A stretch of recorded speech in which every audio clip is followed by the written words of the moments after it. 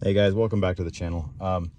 Wasn't going to make a video on this, but decided, you know what, I'll go ahead and throw it out there because somebody else might be having kind of the same issue or may run into this as well. So this would work on about most of your older stock radios. Maybe not at all, but it's not just this particular model. So this is in my 96 Ram. I bought, or the original radio I had here, the screen quit working. It wouldn't light up. And then over time, the volume here has quit as well.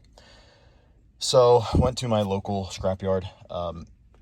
They have quite a few stock radios, especially if you can get in there early or get it into a vehicle early, I guess, before people start stripping them. But yeah, they're pretty cheap. Most local, like, metal auto salvage type places, you can get stock radios for decent.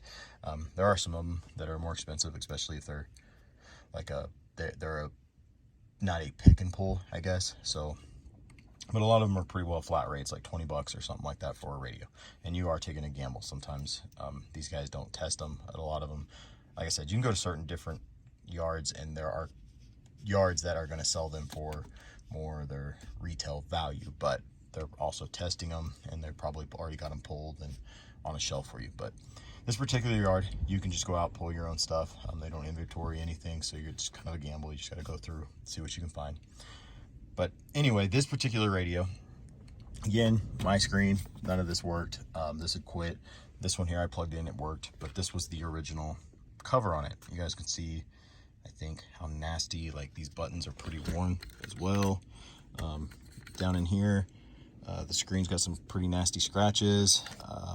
Again, it's just pretty rough.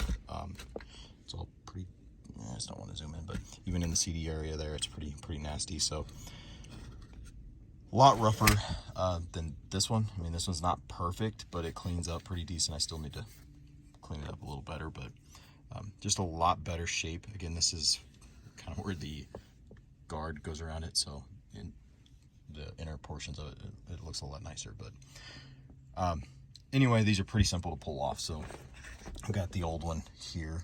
You guys can see there's a couple screws here. That's these Phillips here on the edges, and then there's also some clips all the way around on this. So basically, you can take out those Phillips.